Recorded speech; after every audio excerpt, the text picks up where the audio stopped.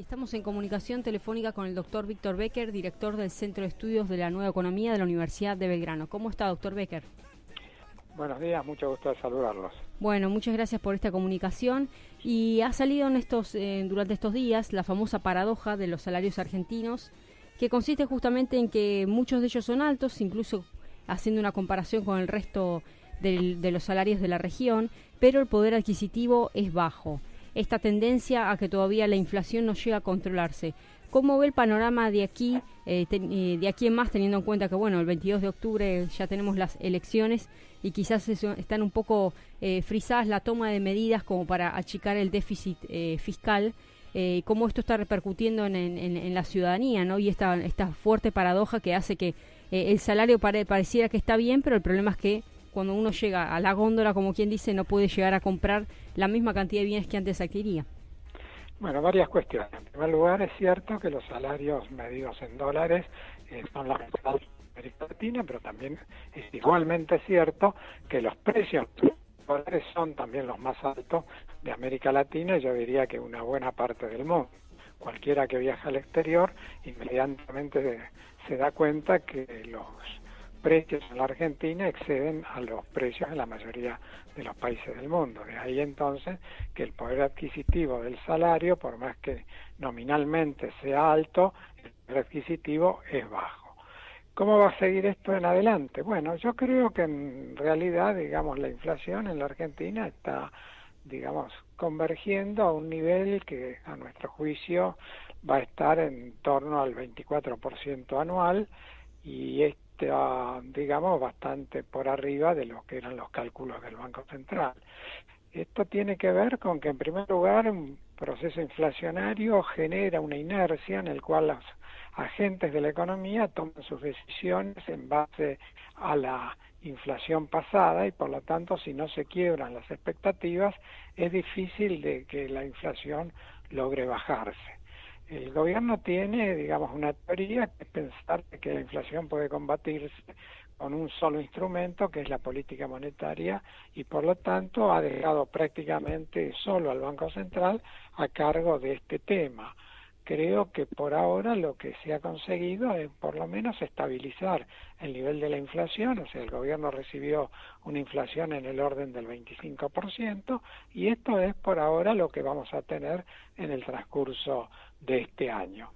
Para el año próximo, probablemente haya algún esfuerzo por tratar de bajar un escalón la inflación, pero no creo que haya novedades demasiado importantes. Creo que en realidad el gobierno se ha resignado a convivir con la inflación y tratar en esto, como en el resto de su política económica, de tener un enfoque absolutamente gradualista, donde no hay objetivos de cambios bruscos, sino más bien de ir procediendo despacito, como dice la canción. Víctor, ¿cómo anda? Lo saluda a Belén Ledo. ¿Qué tal, Belén?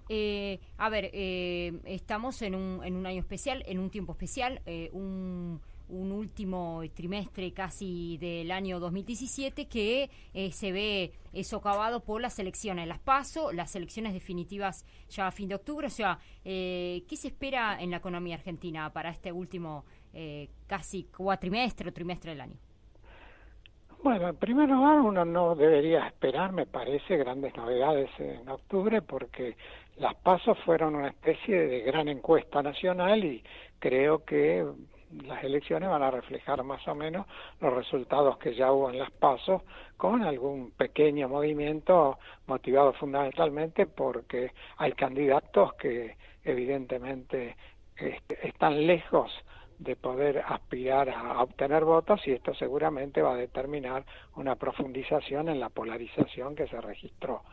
Después de las elecciones, creo yo que el gobierno obviamente se va a sentir fortalecido, pero creo que también se va a sentir convencido de que el rumbo que viene siguiendo en economía es el acertado. Por lo tanto, no creo que haya grandes modificaciones, sino en todo caso que se abordarán algunos temas que vienen siendo postergados. El primero de ellos, la reforma tributaria. El ministro Duhovne ya anunció que la reforma tributaria se va a mandar al Congreso después de las elecciones, justamente para que no se convierta en un tema electoral. Y básicamente lo que ahí se pretende es, digamos, cambiar la estructura impositiva. O sea, una de las definiciones que ha dado el ministro es: esto va a ser una reforma tributaria neutral. ¿Qué quiere decir neutral? Quiere decir que se va a tratar de recaudar lo mismo, pero, digamos, bajando la incidencia de algunos impuestos y subiendo otros. Básicamente la idea es que haya mayor protagonismo de los impuestos directos, como puede ser el impuesto a las ganancias, y un menor protagonismo de los impuestos indirectos, como son, por ejemplo, el IVA y algunos otros que inciden regresivamente sobre la distribución del ingreso. Víctor, ¿cómo te va? Juan Pablo te saluda. Hola, Juan Pablo. Respecto, por ejemplo, de la relación peso-dólar, hoy estamos hablando que está a un valor, oscila entre 17 y 18. Este nivel, al gobierno le conviene mantenerlo por lo menos durante este último semestre, que ya está, o cuatrimestre, como quieran llamarlo, o esto es una política que va a continuar incluso para el año próximo?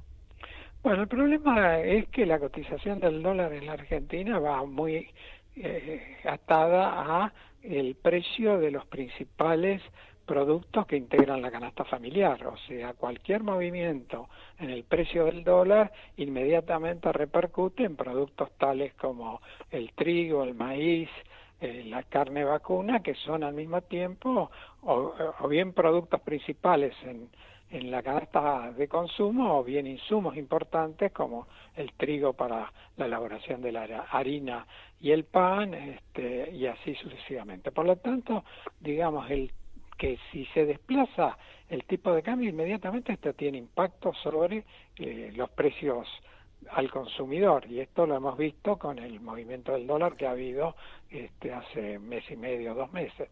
Por lo tanto, creo que ahí el gobierno está en un dilema, porque si quiere ajustar, si quiere permitir que se deslice el tipo de cambio, sabe que simultáneamente esto va a tener incidencia en los productos de la canasta de consumo.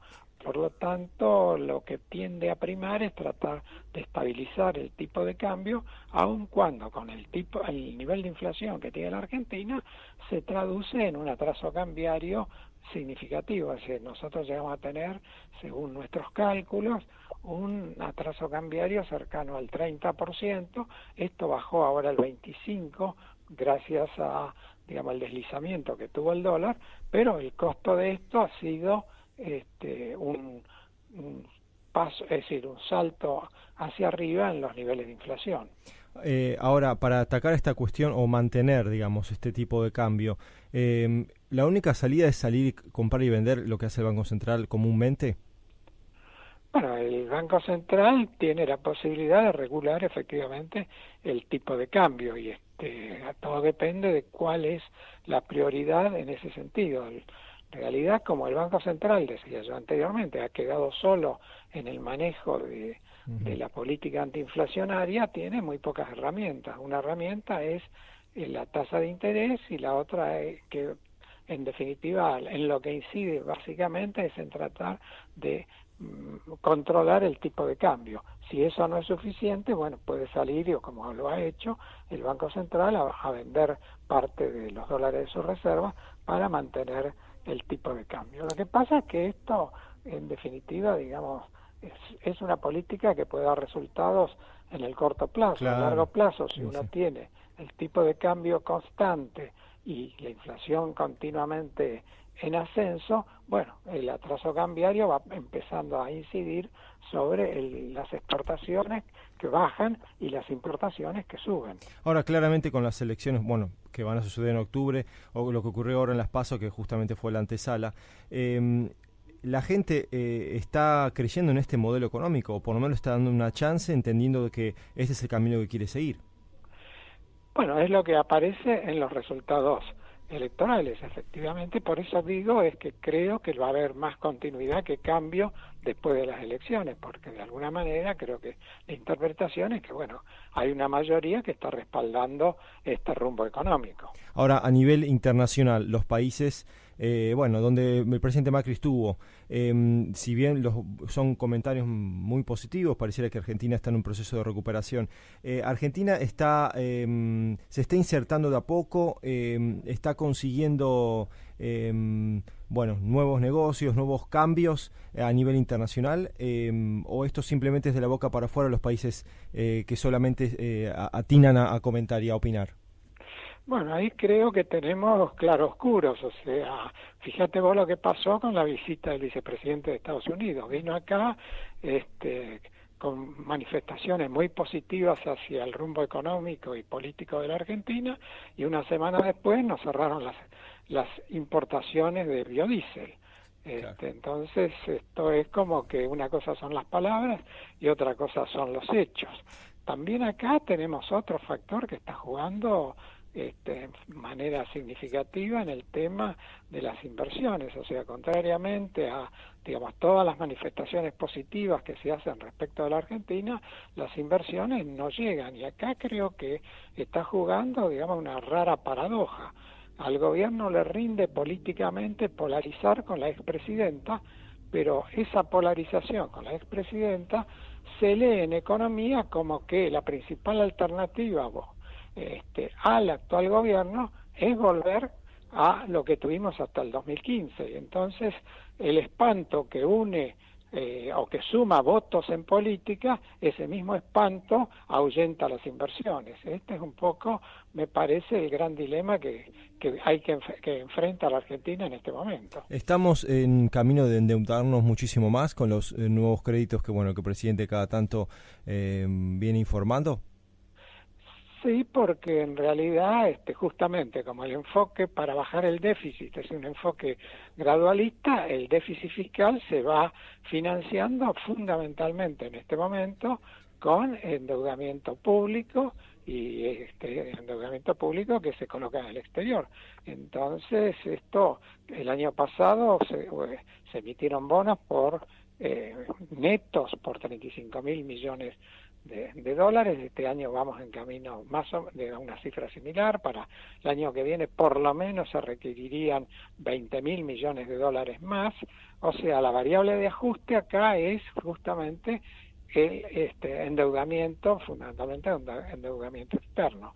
Esto también en algún momento debería revertirse, pero creo que el gobierno ha encontrado que, digamos, el mecanismo más indoloro para poder seguir adelante es justamente este.